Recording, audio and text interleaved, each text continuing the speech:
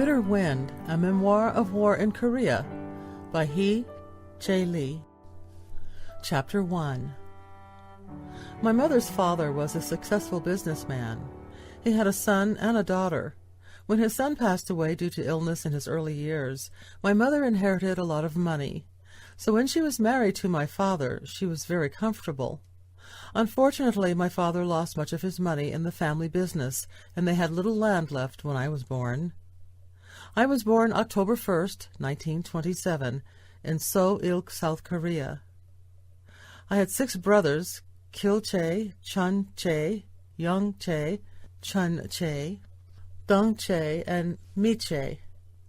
I was born 5th and was the only daughter. My brothers went to school, but my parents kept me at home, saying a woman didn't need an education. Kil Che's wife and I did the housework at home. I often thought of how I would rather be in school with the other kids, but it seemed an impossible dream for me because my parents wouldn't support my education. I was fortunate to have a brother who cared for me enough to teach me how to read. I was 8 years old when Yong Che began teaching me. I was able to read very well by the time I was 9. My father passed away when I was only 16. Our family went through very difficult times because it was during the Japanese occupation of Korea, which began in 1910. When we had rice, the Japanese occupation forces took it all and gave us rations, which were not enough to feed the family. Every month they gave us 2 small bowls of rice and ketmuk, dried soybean skin, which was usually fed to the cows. This was our main fare, but we didn't have enough of it. They took all of our spoons, chopsticks, and bowls if they were made of copper or any other metal. We were always hungry and did not have enough food to keep us healthy. During these years, my family endured so much grief due to the loss of so many family members from sickness and malnutrition. Jun Che went to China to work in construction for the Japanese army, who had also occupied China. Jun Che received good wages as a supervisor and sent us much of what he made. Kil Che used the money received from Jun Che to buy land in the mountains. He started a mining business on the land, but it didn't do well. Within a short period of time, he had lost all the money. Not long after that, he got sick and died. Chun Che, who was 2 years older than me, was sick most of the time. My mother, out of desperation, decided to contact shamans in order to call up the spirits to heal him, but he didn't get any better. We'd had shamans perform rituals so many times that I could almost recite what they were saying when they danced and called upon the spirits. I was 17 when Chun Che died. Having funerals one after another was most difficult for my mother, and was just as hard on the rest of the family. This ends Bitter Wind, Chapter 1.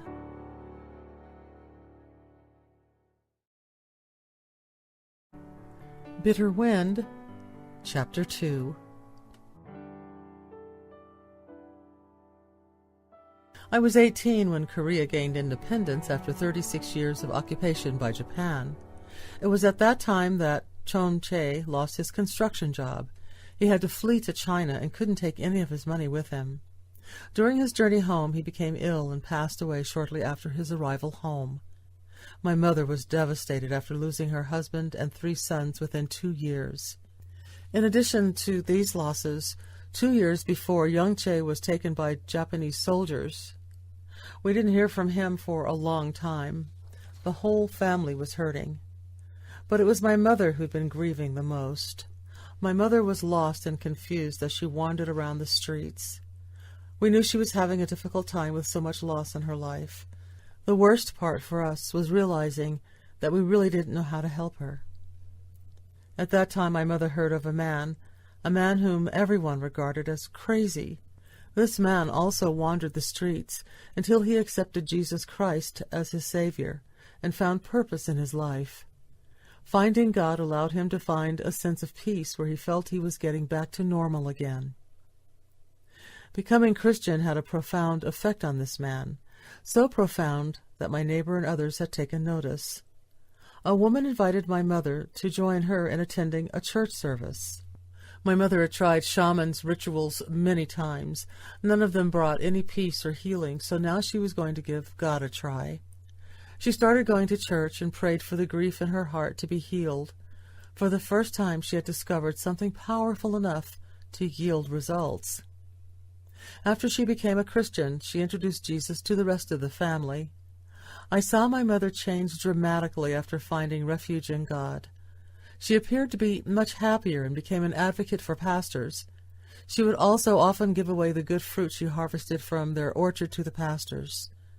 My family attended the Methodist church Sung Won, but now we faced a different kind of challenge. The church was very far, about an hour walk from our house in the remote countryside, and there was no bus service. The walk was fine when the weather was good, but when the weather was poor, we had a difficult time getting to church. Not able to find reliable and efficient methods of travel, my mother decided to host a Bible study at our house. On Wednesday and Friday nights, an elderly woman came to preach. She was excellent.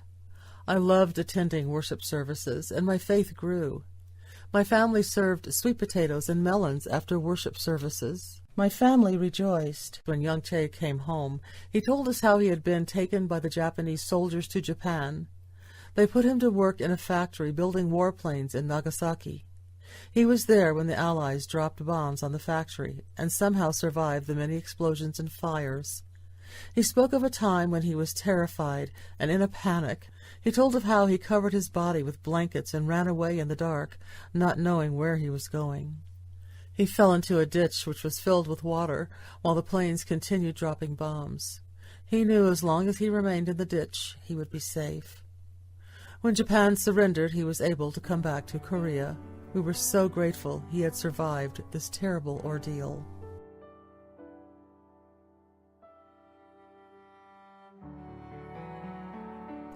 This ends Bitter Wind, Chapter 2.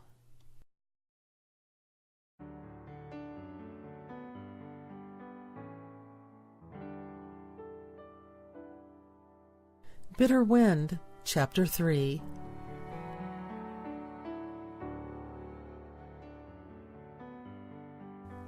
Soon after Yong Hui arrived home, he was married. Since he was the oldest surviving male child, he became the head of the family. I was 21 years old when Yong Hui told me that he had made an arrangement for me to marry Sang-chon Lee.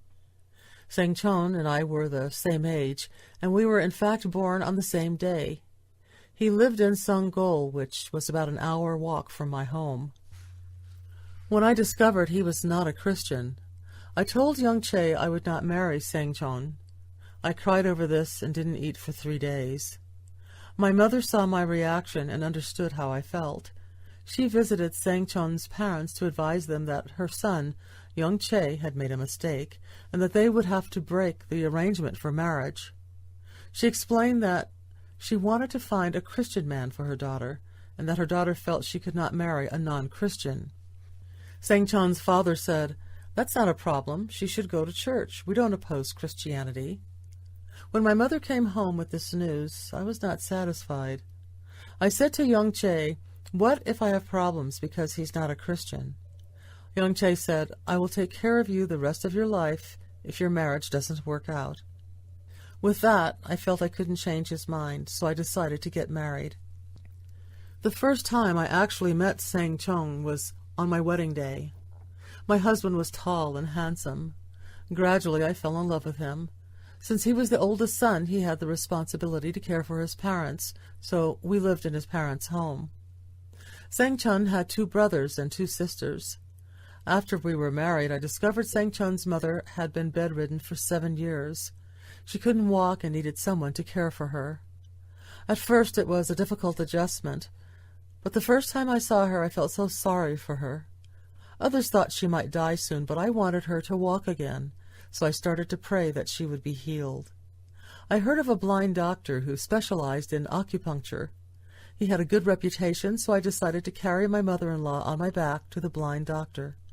I carried her for a while, but she was too heavy for me, so I borrowed a cart and took her the rest of the way to the doctor. Along the way, I had a talk with her about Jesus and faith, but she wasn't ready to find out who Jesus was at this point in time. This ends Chapter 3 of Bitter Wind.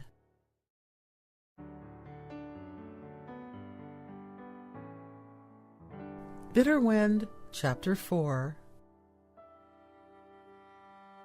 Not long after I was married, I had a strange dream. In this dream, I saw a young woman leaving my house, crying. When I awoke from my dream, I told my mother-in-law in detail all about it. She said, I know who she was. She was one of my relatives. When she had marital problems, she was sent back to her parents, but they wouldn't let her live in their house. They told her she should die at her husband's house. She didn't have anywhere to go, and in her despair she drank poison and died. My mother-in-law told me of how she became sick and couldn't work. She called a shaman who prayed for 3 days to get the spirit to leave. She also asked the shaman to pray so that she might be healed, but she had been sick for 7 years and was still sick. It was a very sad story. I couldn't believe that my mother-in-law was so sure the person I saw in my dream was this young woman. I believed when I went to live in my husband's house, the spirits which were not from God had to leave. The crying woman symbolized the spirits that were not of God. My father-in-law was a kind man. He worked in the market to support the family. Every Sunday morning he gave me money for the church offering, even though he didn't believe in God. He tried to encourage my husband to work at the market with him, but Sang Chon didn't have any interest in business. This ends Bitter Wind, Chapter 4.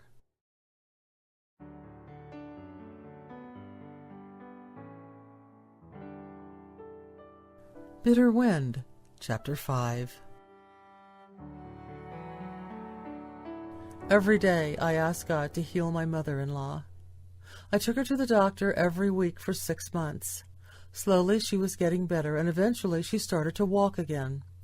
First she walked with a cane. Pretty soon she was able to walk without a cane. In my mind, God healed her. I was filled with joy when I saw my mother-in-law walking by herself. However, this joy was short-lived. My mother-in-law had her own beliefs. She put water in a bowl and put it on top of the big kimchi pots in the backyard. Then she bowed down to it and prayed. Then something unexpected happened. My mother-in-law openly started opposing my beliefs. She said, "We cannot have 2 religions in the same house. You must stop going to church." I couldn't believe it. That's not what I expected to hear. My worst fear had become a reality. At first, my husband didn't know what to do because he didn't want to take sides. After a short time, he took his mother's side. He said, "I don't want you to have any conflict with my mother. Why don't you stop going to church? Then we will have peace in the family." I was in so much turmoil, he believed that if I stayed at the house and didn't go to church, all the problems would be solved. I understood that my husband had to obey his mother. I felt my situation was a losing battle. I eventually got tired of conflict, so I decided to follow my husband's advice. From that moment on, I stopped going to church. I thought things would be better and we would have peace, but it didn't work out that way. There was no peace because my mother-in-law was very critical and judgmental of me. I became miserable and restless. All I could think about was going to church. I couldn't think of anything else. I wished that I had a supportive family in my journey of faith, but they were not supportive at all. I decided there was no reason for me to stay home and be miserable, so I started going to church again. I found peace even though there was so much tension in my house. What I discovered was sometimes persecution is a good thing. Because of this persecution, I grew in my faith. Nothing else helped me when I was in turmoil, but God gave me peace. I needed God's help and felt I should obey the Lord and not others who were not believers. This ends Chapter 5 of Bitter Wind.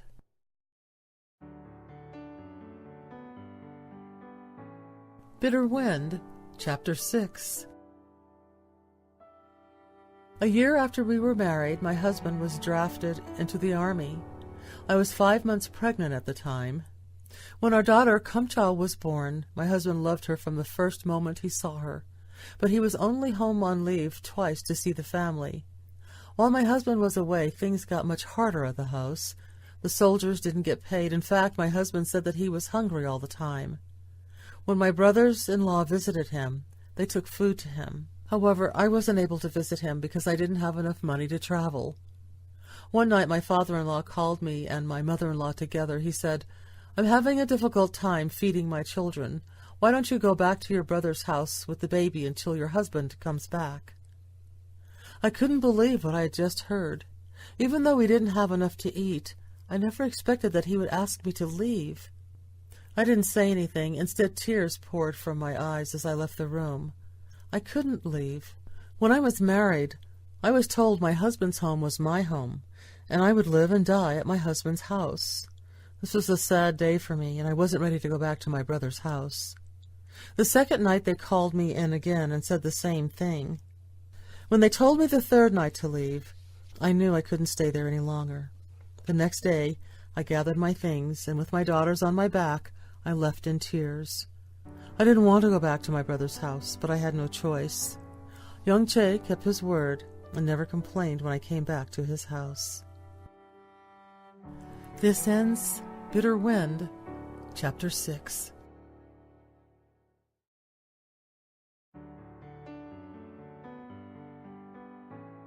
Bitter Wind, Chapter 7. My husband was in the Army for 3 years when North Korea attacked South Korea on June 25, 1950. I feared for my husband's life. What made it worse was that I had no way of knowing how he was doing or where he was. I prayed constantly for his safety. We were losing the battle. The North Koreans invaded many towns, including Songol. They took away my 20-year-old brother-in-law because they knew his brother was in the South Korean army. We never heard from him again. My husband's other brother, who was only 17, had been playing with his friends one day and found a strange-looking bottle. He didn't know the bottle was actually a bomb. When he hit the bottle on a rock to find out what was inside, it exploded, killing him and his friends instantly. It was terrible news, and I wondered how my husband's family was doing. I wasn't sure if my husband would make it home safely. I prayed day and night, "God, please help my husband to be safe and come back home alive." I heard that when the North Koreans captured Christians, they would kill them. When they occupied Asan, it was reported they killed many Christians.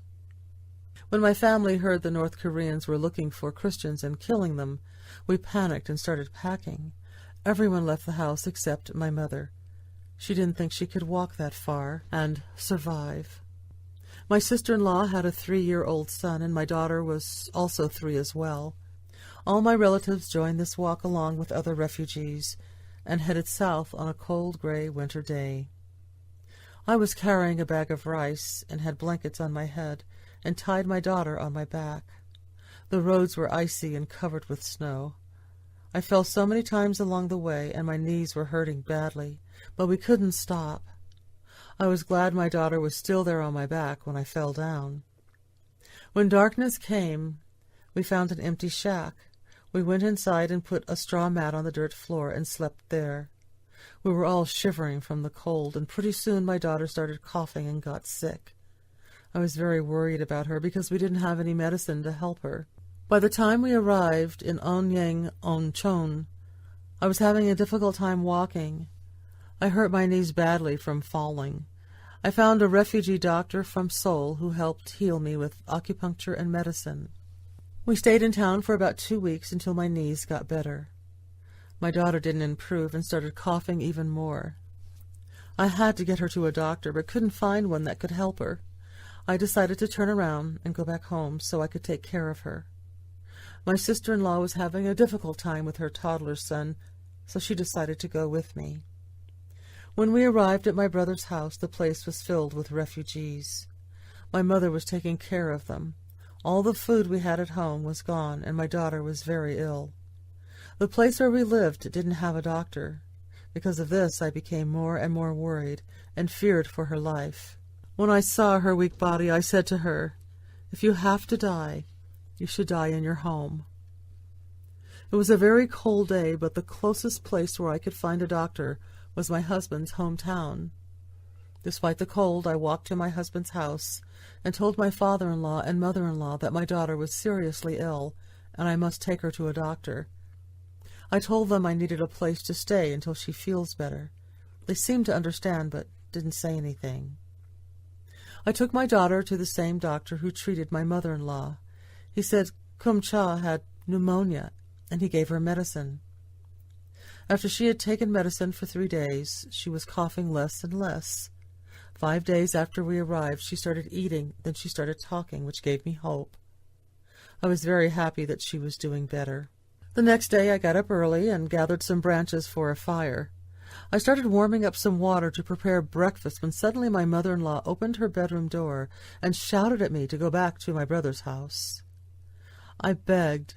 She just started eating and feeling better. If I stay here for a couple more days, she gets stronger and I'll be able to recover. Please let me stay so I can take care of her. I don't even know if my son is alive or not. Why should I care if a little girl lives or dies? She yelled. Throwing my belongings outside, she said, "When I cannot feed my own children, I can't feed other people." I couldn't believe what I had just heard. After all, Kum Cha was her granddaughter. In tears I left the house on a cold, snowy day. I had Kum Cha tied on my back and carried the rest of our things on my head. When I met my father-in-law in the market, he already knew I was going back to my brother's house. He bought me some rice cakes and said, "It's cold and you haven't had breakfast. Have some rice cake." "You haven't had any breakfast either," I replied. "You need it." I gave it back to him. I bought him some wine, and as I turned around, tears filled my eyes. I had to get to my brother's house as fast as I could, so Kum Cha could rest in a warm place. I was trying to walk fast, but I couldn't. I was fighting with the bitter wind and the heavy snow. It was the longest walk I had ever endured on that road. When I arrived at Yong Hui's house, my daughter started coughing more. I tried to help her, but her limp body didn't respond. I didn't see her smile anymore, and she died 5 days later. I mourned for her for a long time, and I was heartbroken. I felt if I hadn't had to walk in that cold weather, she may have survived, but I was out of options and didn't know what else to do. Yong Hui took her little body and buried her. I didn't even follow him to see where he was burying her body. I was so very bitter inside. Kum Cha was forgotten in my husband's house. She suffered so much with no love from my husband's family. No one mentioned or asked me about my daughter, even after my husband came back home. Even in the midst of grief and pain, God started to heal my heart. He comforted me by giving me understanding that Kum Cha didn't have to suffer anymore, and that she was with the Lord. I had to forgive everyone, including myself, but that wasn't easy. It took many years for me to let go of my anger and resentment. I shed many tears when I thought about Kum Cha.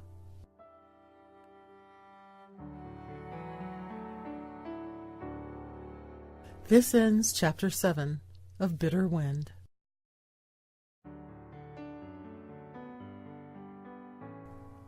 Bitter Wind, Chapter 8. During the war, I had to work and help my family. I had 2 friends who would travel with me to different towns to buy clothes from refugees to sell. One was a relative named Ha-cha. Her husband was a soldier during the Japanese occupation. The Japanese drafted many Koreans to fight for Japan, but her husband decided to join instead of being drafted. After he left, she never heard from him again. She didn't know if her husband was dead or alive. The other woman, Yong Cha, was living alone after her husband found another woman and left her. We went to many different places, but mostly went to Anyang Oncheon. We left early in the day and walked for 4 hours to get there to buy clothes from refugees. Then we carried them on our heads and walked back to our town that same day. We had to walk everywhere we went. The trip we took was normally a 1-day trip, but this time we decided to go to Seoul. To get to Seoul, we had to pass through the mountains to avoid the North Koreans. We also tied tree leaves to our clothes as camouflage so we wouldn't be noticed. We saw many North Korean soldiers from far away, and that really scared us, but we kept going. It took many days to get to the Han River. When we got there, the bridge was destroyed. The Allies destroyed the bridge to stop the invasion of the North Koreans, but they continued to invade many other towns and kept moving towards the south. It was a terrible sight. The river was filled with dead bodies, and we wondered how we could cross the river. Then we found a boat that was ready to leave. A high government official's wife was going to cross the river, so we ran up to her and asked for a ride. We were permitted to ride without paying anything at all. When we reached Seoul, we saw many refugees from North Korea. Many people sold us their spare clothes because they didn't have money to buy food. When we decided to go back, we wondered how we would cross the Han River again. There were people who would ferry us across in a boat, but doing so was too expensive. It would have cost us all the money we had. We decided to cross a bridge with no railing or anything for us to hold on to, just a steel floor to get us to the other side. We didn't know who built it, but many people were trying to cross the river on it. The floor had many holes in it, and when we stood, the water reached our waist. We tied all the clothing bags on top of our heads and secured them. We slowly started walking across the steel bridge. The three of us were holding hands, with me in the middle. We saw others fall into the river and drown as we walked along. We were scared by this. We were holding our breath as we walked, hoping we wouldn't slip and fall. In the middle of the river, my foot slipped, and if my friends weren't there to grab my hands, I would have drowned. It seemed like we had walked for about an hour, but it may have been longer. The crossing of that river seemed like forever to me. We felt so relieved when we reached the other side. The trip was far too dangerous, and that was the last time we decided to venture to Seoul. We continued to visit different towns where refugees were and bought their clothing. We then sold the clothing we bought in other towns. We saw refugees everywhere. Even the trains were filled with them. When there wasn't enough room, many people sat on top of the train. This was very dangerous. Some of the people riding on top of the train fell and died. We continued to hear horrible stories of how North Koreans were killing Christians. We were told they dug big holes, forced the children into the ground, and buried them alive in front of their Christian parents. After that, they killed the parents as well. We also heard that some of the very same North Korean soldiers who buried children in these holes eventually became Christians. If anyone tried to escape from North Korea, they would be killed when they were captured. A North Korean woman who was in a panic when she escaped tied her infant child to her back and ran to South Korea. When she stopped and tried to take care of her baby, she found out she had tied a pillow on her back instead of her child. This woman couldn't go back because the North Koreans would kill her. I thought this was a really sad story, and there were many more stories equally tragic.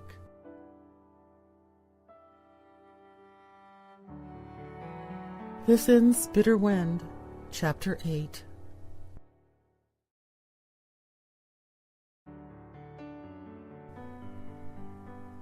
Bitter Wind, Chapter 9. In the midst of despair and hardship, we heard some good news. The United Nations decided to help South Korea to end the war. When we heard General Douglas MacArthur and the Allies landed on Incheon in September 1950, we were filled with hope. I thought the war would never end, but it was such a relief when other countries started helping South Korea. When the war ended, I couldn't believe it. I wondered what happened to my husband. Eventually he came back, and I discovered what happened to him. His unit was called Bakgol Budae, 100 Skull Squadron, and was attached to the 17th Unit. His unit was on duty when he saw the North Korean army invading across the South Korean border. It was like a colony of ants swarming over the land, and his unit was shooting at them. When he looked around, all his friends were dead. He ran because he knew he couldn't fight them all by himself. When he arrived at the main unit, the building was empty. Everyone had fled. No one was to be found, so he kept running toward the south. He arrived at his parents' house, then kept moving toward the south to rejoin his unit. The North Koreans had already invaded many towns in the south. When he arrived at Pusan, he found the captain and the rest of his unit, but the North Koreans had already invaded the area. When his unit was on top of the mountain, they looked down and found that the North Koreans had surrounded the mountains. My husband and the others hid in the mountains for a week and survived by eating pine leaves and snow. Finally, his unit realized they would die from starvation if they continued to hide in the mountains. They had no choice but to try escaping the mountains, even if that meant they could die by the hand of the occupying forces. They decided to take the chance. The North Koreans started shooting at them, and many soldiers died along the way. A bullet hit my husband's leg, and he fell. Other soldiers came to aid him. They cut a piece of his clothing to tie off and seal his leg wound before carrying him to a hospital. The bullet didn't hit the bone, but was lodged in his leg, so they had to dig it out. He was in the hospital for 3 months, then was honorably discharged after the war.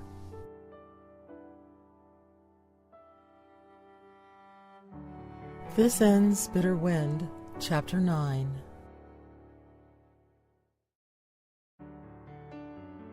Bitter Wind, Chapter 10. When I heard my husband had returned, I was thankful that he was alive, but I was not living at his parents' house and didn't know how my relationship with him would work out. When he did visit with me, I was glad to see him, but there was a lot of bad news. He said that his parents told him that the reason I left his house was because I didn't want to stay anymore. I told him they made me leave. He said his mother told him she cannot live with a Christian, and he should find another woman to marry. I don't know what to do, he said. You need to do what you think is right, I replied. If you think you will be happy marrying someone else, you should do it. Do you think we should go to my aunt's house and live there, he asked. I don't think that's a good idea, I said. She has to take care of her daughter who is ill, and she's having a difficult time. She doesn't have enough room for us. My husband didn't have a job, and he had to rely on his parents. Not long after that, I was told my husband's parents found another woman for my husband to marry, but he didn't have enough money for the wedding. They sold the house and decided to get a rental so they could have enough money for his wedding. At this point, I thought my marriage was over for sure. Then I heard a story which changed their wedding plans. The night before the wedding, a woman visited this new bride and said, I am the wife of the man whom you are going to marry. My husband is already married to me, but if you want to come to my house as a concubine, you should come. I didn't visit this woman, and to this day I have no idea who visited her. The new bride never showed up on the wedding day. That afternoon, the community leaders visited my father-in-law and said, What did your daughter-in-law do wrong? There's nothing wrong with her. She is the one who helped her mother-in-law to get well. Being a Christian is not a terrible sin. Look at our president. He is also a Christian. I was selling fabrics in the market when the community leaders of my husband's town visited me. They told me that my husband's family decided that they wanted me to come back. When I arrived at their house, all the food was prepared for a wedding, and we had a feast. This was something I had not expected or planned, but I was glad that I was back with my husband.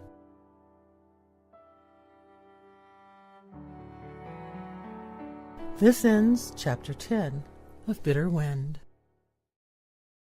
Bitter Wind, Chapter 11.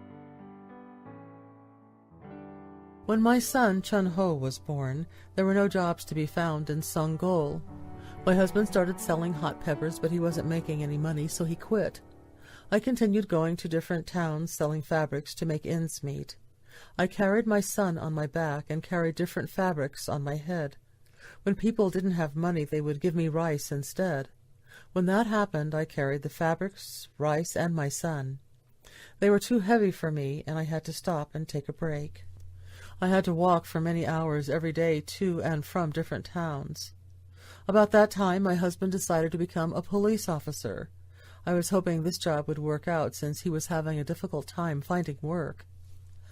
After he went through training, he was sent to the small town of Bongcheng.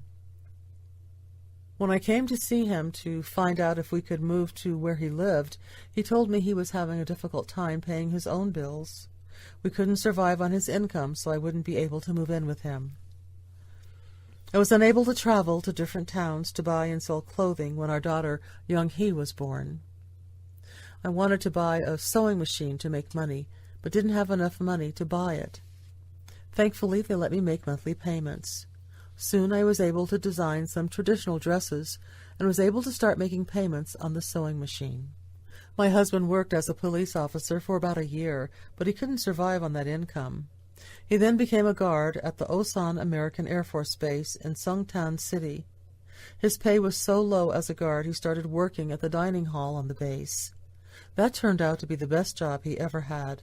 He was making more money and was able to bring home some leftover food.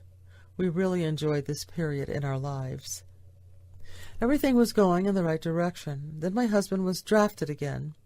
He was called on to train new recruits, and if he didn't go, he would be arrested. He had no choice. Before Sang-chon left, I hoped that he would give his job to my younger brother. That way, when he came home, he could get his job back. There was no guarantee that he would get his job back if he gave his job to another person. Unfortunately, my husband gave his job to another man, not knowing my brother was looking for a job. This upset me very much. Before we were married, my husband had a problem with a particular man and went to that man's house with a knife, threatening to kill him. Then somehow they reconciled their quarrel, and my husband gave his job to this man. I knew this man wouldn't give his job back to my husband when he got back from training, and that's exactly what happened. After my husband came back from training, he was unable to find a job. He began gambling instead of looking for work. That was very hard for me. To make matters worse, he wouldn't listen to me when I asked him to stop gambling. By this time I was busy taking care of the children, and was glad I had the sewing business. I worked very hard to develop my skill and become very good at making traditional Korean dresses. There were many times when I would develop eye infections because of the many hours I worked. I was able to save some money and bought a large amount of rice. It was 10 gamma, about 100 pounds of rice in each gamma. I accomplished this just by sewing dresses. One of my greatest regrets in life was not going to school. I now hoped that I could save enough money to send all my children to school, so I kept saving money and buying more rice. Having 10 gamma of rice was equal to a lot of money. One night my husband lost all our rice gambling. I was in shock. I couldn't believe it. I was extremely disappointed and very angry. Frankly, I didn't know how to handle it. I began having panic attacks, and I developed chest pains. Even after that, he didn't quit gambling. He ignored all my pleas to stop. He then tried to take my sewing machine so he could sell it for gambling money. I wasn't going to let it go. I held on to it and said, "How can our family eat if I cannot sew? You cannot take the sewing machine."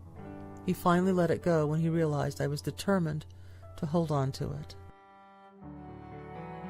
This ends Chapter 11 of Bitter Wind. Bitter Wind, Chapter 12. After my daughter, Yong Hui, was born, money was tight having 3 children. All my husband wanted to do was spend time with his gambling friends. At that point, I knew we couldn't continue to live there. I heard that Songtan City was booming because of the American military base, so I visited one of my friends who had a successful fabric business there. She told me I could help her in the sewing business. I tried to convince my husband to move there, but he said he had no interest in moving to a different town. I didn't see any future living in Sunggol because there was no work for my husband.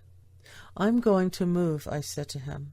"You can just stay with your parents, and when you are ready, come to Songtan." I asked my husband to bring my sewing machine and some blankets. He did this and then went back to Sunggol. I started helping my friend in her sewing business. My son, Chun-ho, and Yong Hui went with me, but Yong Hui stayed with my husband. About 6 months later, my husband decided to join me in Songtan. His father had passed away, and my mother-in-law came to our house to live. My husband and I talked about starting a business, but we didn't know what kind of business to start. When we discovered selling roasted sweet potatoes on the street could be profitable, we bought a roaster. My husband went on to Ongyang Ongchon and bought 100 pounds of sweet potatoes, and carried it on the bus in an effort to keep the supply of sweet potatoes coming. Selling sweet potatoes on the street was a good business in the winter, but hot sweet potatoes didn't sell at all in the summer. One day I visited Choyang Match Factory in Songhwan to find out if there was anything my husband could do for work. When I saw them putting matches in boxes, I asked them if we brought boxes, would people buy them? They said yes. I explained this to my husband, and he was willing to try this new venture. Early in the morning he would ride his bike to different stores to buy used boxes. He began making boxes by hand for the match factory. That's how our business was started. Making boxes was something my husband seemed to like doing. From that start, the business expanded. Several years later, we had 9 people making boxes with machines and with new materials. This ends Bitter Wind, Chapter 12.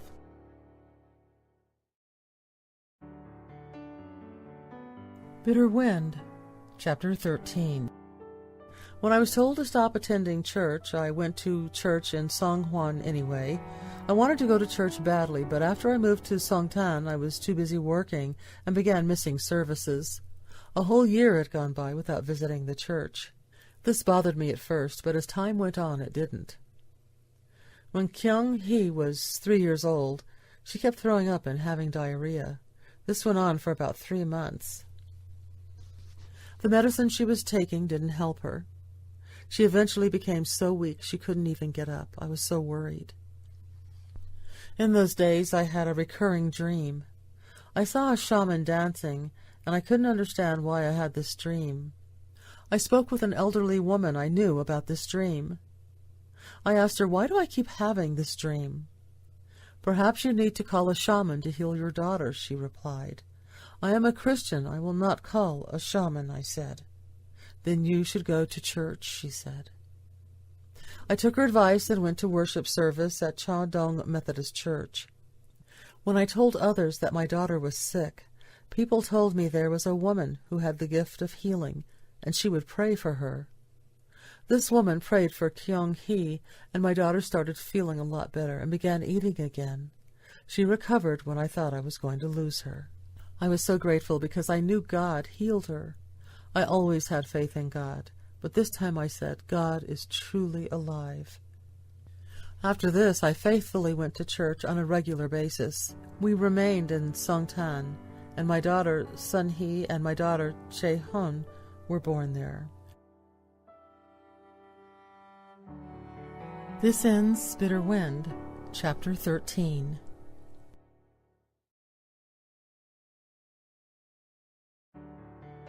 Bitter Wind, Chapter 14. I sent all my children to church, but my mother-in-law and my husband told Chun Ho, who was now 10 years old, not to attend church anymore. My husband told Chun Ho that if he attended church, he would break his leg. I was very disturbed and upset when my son decided not to attend church services anymore. I just didn't know how to handle the situation. Then my mother-in-law started telling me that I shouldn't go to church. This time I paid no attention to her. Once again she put a bowl on top of the kimchi pots in the backyard and started bowing and praying. I hated that bowl so much. When no one was around, I put the bowl on the rock and hit it with a hammer until it was in pieces and put them in the garbage. This time I was ready for battle. I was so tired of fighting about this in my home.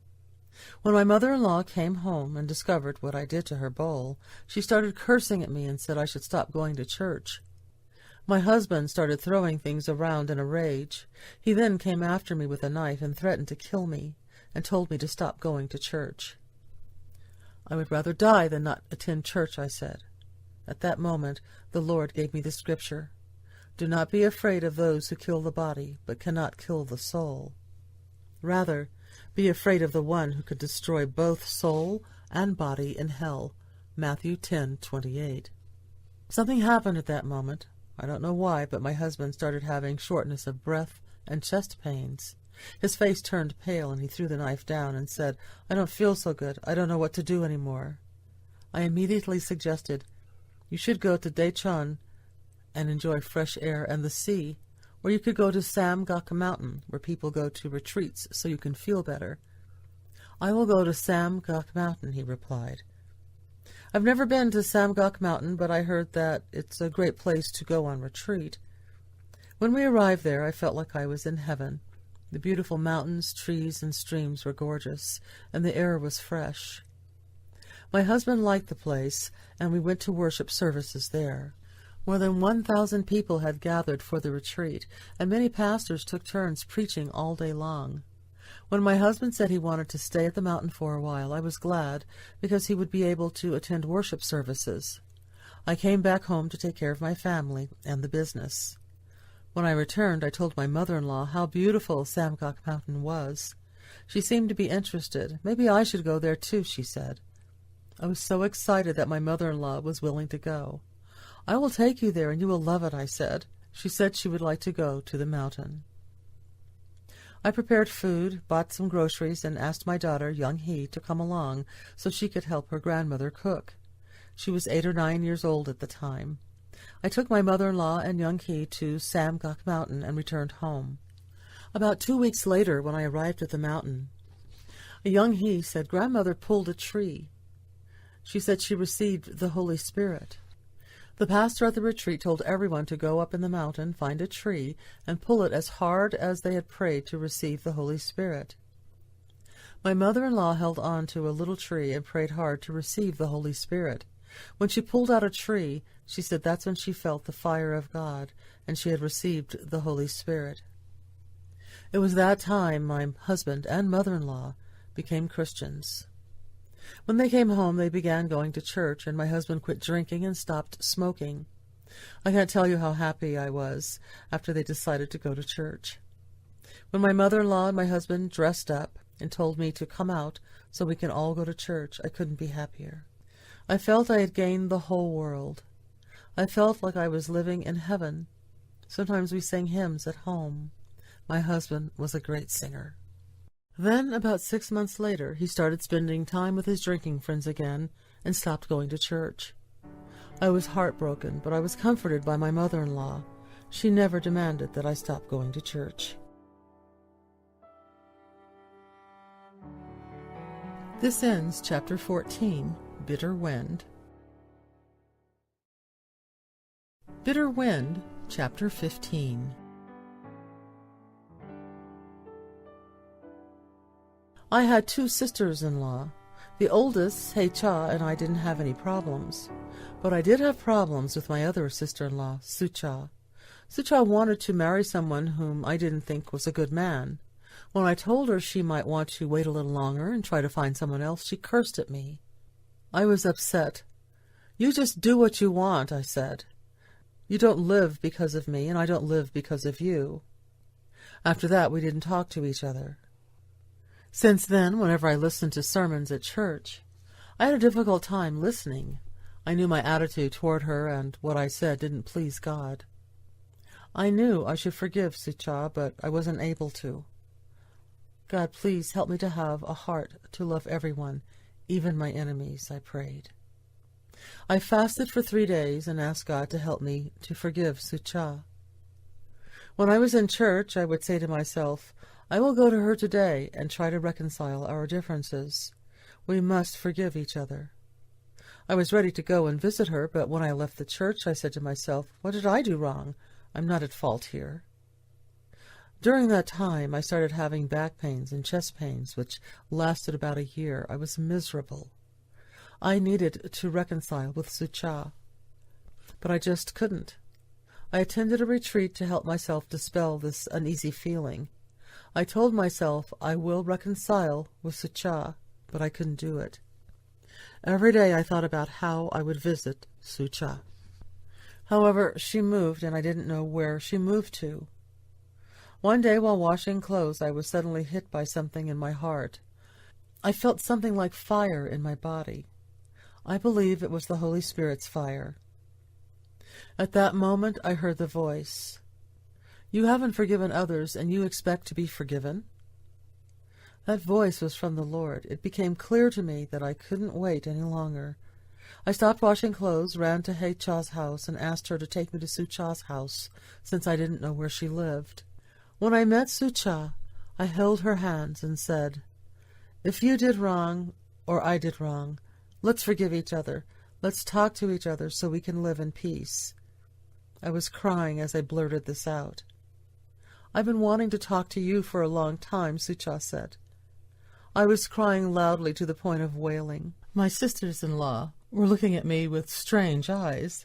They didn't seem to understand why I was crying so hard. I believed my tears were a sign of relief. I suffered so long because I couldn't forgive Sucha. Looking back, I couldn't understand why I waited so long to talk to her. What happened next was not something I expected. Suddenly, my back pain and shortness of breath left, and I felt better. I was healed by the power of God, and I was so filled with joy. I thought I had experienced the Holy Spirit at that moment. After that experience, I felt like a new person, and everything looked so beautiful. Trees and flowers appeared more beautiful than before. Everyone appeared good to me. I knew God had forgiven me, and He was real. He healed not only my emotional pain, but also my physical pain. I felt so relieved after I reconciled with Sucha. Since then, I discovered something new. Whenever I saw people who were sick, I felt I should pray for them, and I did. Miracles happened, and many people were healed from cancer and other illnesses. I thanked God for blessing me with this gift of healing. A man was suffering from TB and was bleeding. When I prayed for him, he was healed. After that, he went to Bible college and became a pastor. A son of a deacon from my church got sick and couldn't talk. He started talking after I prayed for him. He was about 12 years old when he was healed. Later, he became a pastor. One of my friends who went to church had a husband who didn't go with her. He suffered from back pain for 7 years. When I prayed for him, he no longer had back pain and started going to church with his wife. Why did God bless me with this gift of healing? I believe He gave me this ability because I wanted so much to serve God. Even if I wanted to serve the Lord in the church, people wouldn't give me a chance to do God's work in this way because I didn't have an education.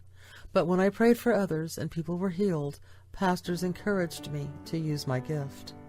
I was thankful the Lord was using me for His glory.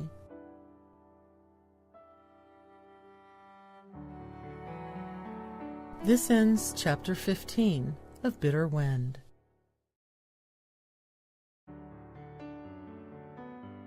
Bitter Wind, Chapter 16. My daughter, Yong Hui, was 18 years old when she went to work in her last year of high school in Songnam City. She was staying at a friend's house and had an accounting job there. Then, without warning, while she was riding her bicycle, she was hit by a car and died instantly. It was unimaginable that this could happen. I was devastated and found myself immersed in grief and pain. I felt so lost. Whenever I saw a girl my daughter's age, I rushed up to them to find out if the girl was my daughter. I felt so much pain, and all I could think of was Yong Hui. She survived her sickness, and I felt God had extended her life. I never would have expected her life would end this way, and certainly not so soon. Since I started attending Chadong Methodist Church, my pastor told us to distribute the gospel tracts, and the church provided them. I carried them, and whenever I had the chance, I gave it away to people and told them to believe in Jesus to be saved. One day I was distributing the gospel tracts on the train while on my way to Seoul. Suddenly I heard God's voice saying, "Yong Hui is with me in heaven. I'm taking care of her. You don't have to worry about her." After I heard that voice, I was greatly comforted. I didn't worry about her or feel saddened about losing her any more.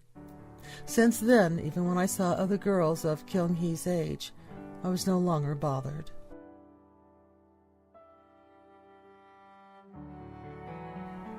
This ends Bitter Wind, Chapter 16.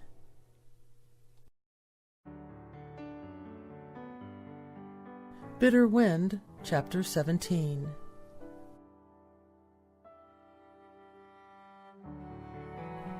My husband's box business was expanding, and he wanted to buy more expensive machines.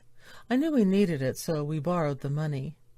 The interest on the loan was so high that our debt reached to 1 million won, which was a lot of money.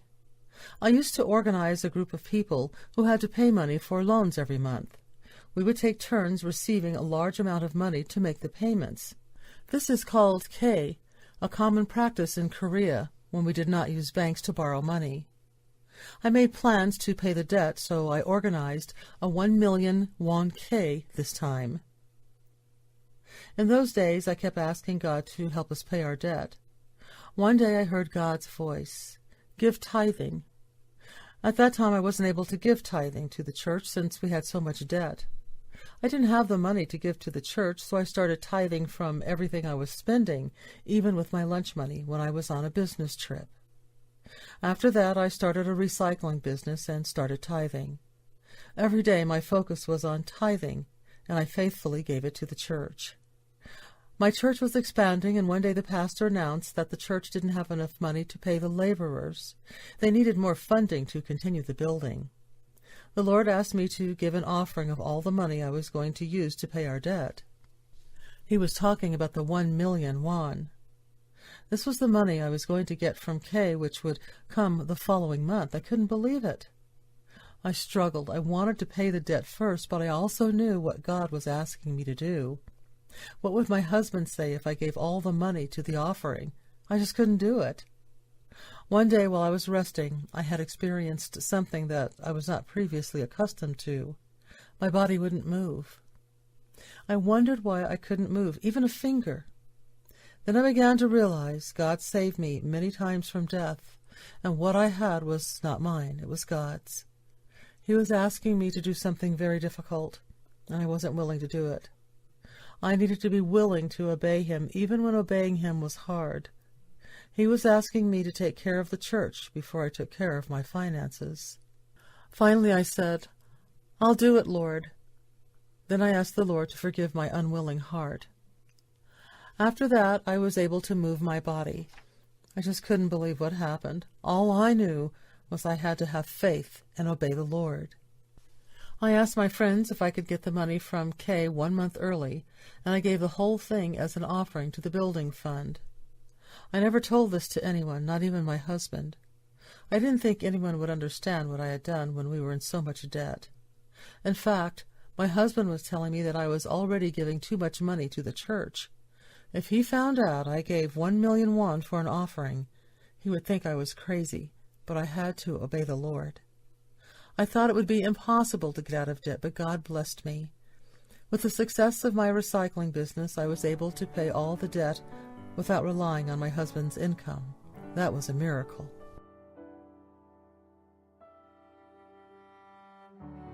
This ends Chapter 17 of Bitter Wind.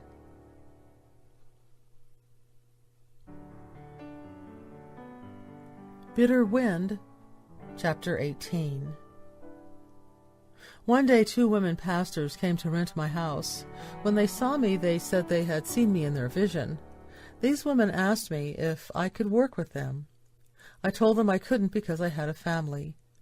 My children were still young and need my care. Also, I was busy helping with my husband's business. I struggled with this because when I prayed for others, people were healed. If I spent more time praying for others, I knew I could help many more. I felt I needed to serve God, but I couldn't do it at that time. These pastors worshipped every day, and the neighbors had begun complaining about their singing. They said it was too loud. My husband was bothered by the noise as well, and eventually he told them to move out. The day they were moving, I felt bad about all this. There was no way I could join them because I knew my first responsibility was to my family. That morning I fell from the attic. I had gone to sleep in the attic, and when I woke up, I somehow fell and lost consciousness. I was hoping the door to heaven would open, but it didn't. I was in the hospital when they told me the good news that my neck was not broken. However, they advised me that I shouldn't move my neck for a couple of months because of the excruciating pain that would follow. With every move, I felt pain as if someone was cutting into my body. I knew the only one who could heal me was God. I went to Osali, a fasting retreat mountain, and asked the Lord, "Please forgive me. I will do whatever you want me to do. Please heal me if you want me to do your work." The healing was a very slow process. For the next 5 years, I felt like someone was poking my head with pins and nails. I suffered greatly, and I had a hard time moving my neck. When I felt pain, I wondered how much my Lord Jesus hurt when he wore the crown of thorns and when he was nailed to the cross. I was still praying for others who were sick, and they were healed. Why wouldn't Jesus heal me? I had to rely on the Lord for healing, but because of this I had more compassion and understanding of others who suffer from pain. This ends Bitter Wind, Chapter 18. Bitter Wind, Chapter 19. I thought we were doing well financially since we didn't have any more debt, but this didn't last long. At this time we owned 2 houses, but we had not paid for the land. After borrowing money for the land, we were back in debt again. Then my husband wanted to build a big house, but we didn't have the money we needed, so we borrowed more money to build a house. Our box business wasn't doing very well then, and my husband was busy entertaining his business associates. Instead of bringing home money, he spent most of the money on entertaining them and drinking. We had a loan against the house plus other debts, and the due date for the house loan was getting close. If we couldn't pay the loan, we would lose the house. All of the children would be out on the street, and we would still have other debts to take care of. The only solution we saw was to sell the house. We tried to sell the house for a fair price, but it didn't sell. We then lowered the price to the point where we would only be charging for the cost of the land, but that didn't sell the house either. To make matters worse, in an already difficult time, my husband passed away. He was 49 years old. I was in shock and grief, but my immediate concern was paying the house loan. I was determined to get the answer from the Lord. The day my husband died, I started fasting for 3 days. I asked God to help me sell the house. I heard the voice, "And surely I am with you always, to the very end of the age." Matthew 28:20. I was comforted. God was telling me that He will be with me and take care of me, even though my husband was gone. I was in tears, tears of joy. He knew my concerns after I lost my husband. Right after the fasting, 2 people made an offer to buy the house, and I was able to sell it at a much higher price than what I had been asking. I paid off the house loan and all our other debts. Then I bought a smaller house. We had many rooms in this house, so I rented out some rooms. About a year later, God told me to move. I had lived in that town for more than 20 years, and all my friends were there. The thought of selling that house brought me pain, because for once in my life I had ownership of a home without owing anything. I cried for many days. I didn't want to move. It would be the last time I would own a house. God spoke to me. "Are you that sad that you have to sell the house? I even gave you my own son." "I'm sorry, I will obey you," I said. I sold the house and moved to Seoul. As it turned out, this move was for the benefit of my youngest son, Chae-hyun. He needed a new environment to experience healing from the loss of his dad. Chae-hyun was 12 years old when his father told him he wanted him to go to engineering school, but my son told me he wanted to be a pastor. I convinced my husband to change his mind about Chae-hyun becoming a pastor, but he decided he didn't want to be a pastor after my husband passed away. Eventually, he decided to go to Bible college, but I didn't have enough money for his school tuition. One of my friends owned a cave in the mountains and paid for his school expenses until he became sick and couldn't finish school. That was a difficult situation. This ends Chapter 19 of Bitter Wind. Bitter Wind, Chapter 20. While I was struggling to help Chae-hyun, Yong Hui, who was married to an American, Keith, invited me, Sun Hee, and Chae-hyun to move to America with them. After I came to the United States, God still blessed me with many ministry opportunities. When I prayed for sick people, many were healed. I will tell you why God should receive all the glory. One day I went to a beauty shop and met a woman who had a difficult time walking because of arthritis. She had problems with hip pain and suffered from excruciating pain when she tried to get up. She kept rubbing her hands as she told me how much pain she was in. "I can pray for you, and God can heal you," I said. I had confidence that God would heal her because many people were healed when I prayed for them. She asked me to pray for her. After I prayed, her pain was gone, and she was able to get up. God healed me, she said. She was beaming. Thank you for your prayers. My daughter was in a car accident, and she can't sleep at night with her pain. Can you pray for her? Can she come over here? I asked.